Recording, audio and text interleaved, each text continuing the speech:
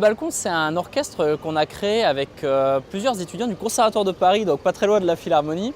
Il y a 8 ans maintenant, on était tous étudiants et c'est un orchestre qui regroupe pas mal de différents acteurs du monde de la musique et du spectacle. Donc il y a bien sûr des instrumentistes, des chanteurs, mais il y a aussi des vidéastes, pas mal d'ingénieurs du son et d'informaticiens parce qu'on travaille beaucoup sur les nouvelles technologies, sur la sonorisation des instruments, sur l'électronique et on fait pas mal de choses, et notamment des opéras.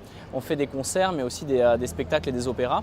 Donc c'est un orchestre qui réunit tout type de profil artistique.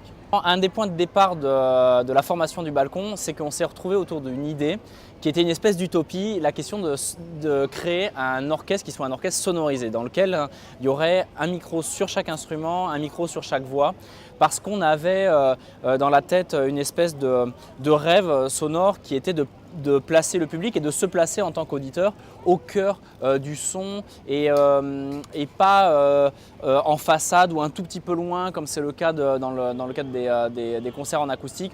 On avait vraiment envie de raconter l'histoire d'une certaine manière en étant complètement immergé et imprégné au cœur de la matière sonore.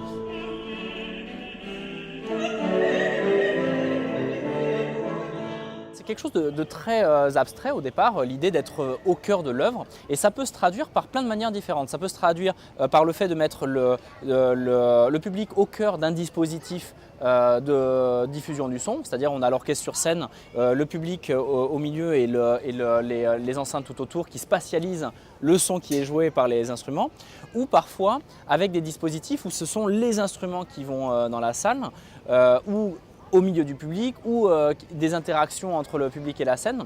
En fait, ces questions-là, elles amènent plein de réponses et l'outil technologique nous aide à amener ces réponses-là, à trouver des choses différentes. Mais c'est juste le fait de se poser ces questions-là qui amène des dispositifs différents pour chaque œuvre. Du silencieux dandy bergamasque. La salle de la Cité de la Musique, elle a un truc très très particulier. Elle a deux aspects qui m'ont intéressé tout de suite. C'est que la première chose, c'est qu'elle dégage quelque chose d'un peu mystique. On dirait une espèce de temple de la musique comme ça, un peu incroyable. Elle invite à être habitée musicalement par un geste artistique et musical un peu mystique. Ensuite, il y a cette chose incroyable qui est le dernier balcon, une espèce de couronne qui entoure complètement la salle et qu'on a décidé d'utiliser en mettant tout un orchestre symphonique amateur, l'orchestre impromptu avec lequel on travaille, qui va couronner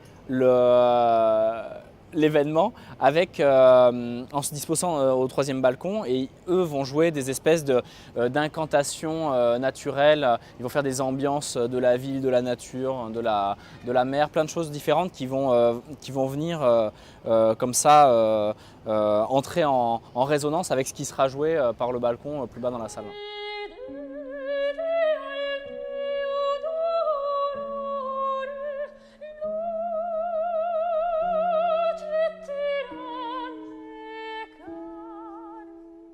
J'ai demandé à trois jeunes compositeurs avec lesquels je travaille, de concevoir quelque chose, mais ensemble, c'est-à-dire un spectacle, un concert qu'ils écriraient à trois et non pas chacun un bout, et dans l'idée que leur musique soit jouée ensemble. C'est-à-dire qu'il y a plusieurs dispositifs qui sont déployés dans la Cité de la Musique. Comme je disais, il y a cet orchestre amateur qui couronne toute la salle. Il y a l'orchestre, le balcon qui est sur la scène. Il y a des musiciens du balcon qui se déplacent pour aller jouer dans la salle. Il y a aussi un chœur amateur qui travaille avec nous qui est dans la salle, et des espèces de performances surprises un peu aussi dans la salle. On a vraiment envie avec le balcon, et donc typiquement dans ce genre de lieu, on a à cœur de vraiment faire travailler les gens ensemble, de faire vivre les gens ensemble.